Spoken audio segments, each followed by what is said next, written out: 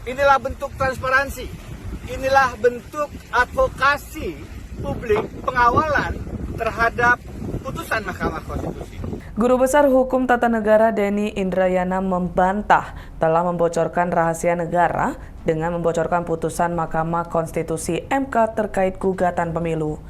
Hal tersebut dia tegaskan untuk merespon Menko Polhukam Mahfud MD yang telah memerintahkan kepolisian untuk mengusut kebocoran informasi yang didapat Denny Indrayana.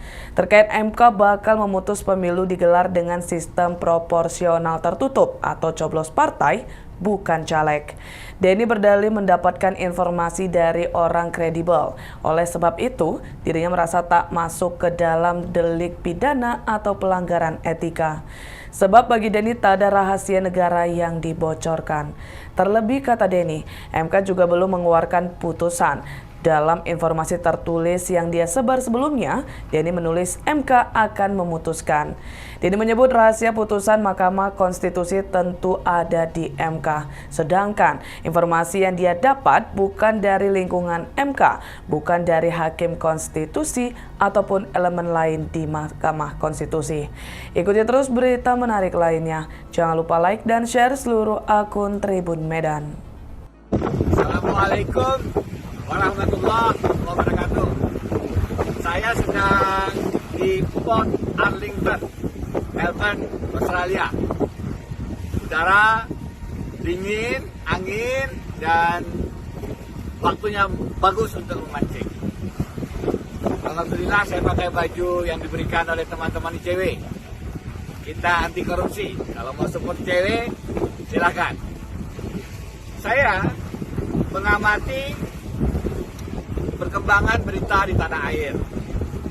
Setelah kemarin saya men-tweet ada informasi bahwa MK akan memutuskan terkait sistem pemilu menjadi proporsional tertutup kembali. Dan informasi itu direspon oleh berbagai kalangan, termasuk oleh Presiden ke-6 Republik Indonesia, Bapak Susilo Bambang Yudhoyono. Saya juga melihat tweet yang dilepaskan oleh Menko Polhukam, Profesor Muhammad Mahfud MD. Setelah saya timbang-timbang, informasi bahwa MK akan mengembalikan sistem pemilu legislatif menjadi proporsional tertutup lagi harus diketahui publik. Inilah bentuk transparansi, inilah bentuk advokasi publik pengawalan terhadap putusan Mahkamah Konstitusi. Kita paham sekarang di tanah air, jika tidak menjadi perhatian publik, maka keadilan sulit untuk hadir. No viral, no justice. Maka kita perlu melakukan langkah-langkah pengawalan dengan mengungkapkan ini ke sosial media. Karena apa? Karena satu, jika MK memutuskan kembali ke sistem proporsional tertutup, itu artinya MK melanggar prinsip dasar open legal policy.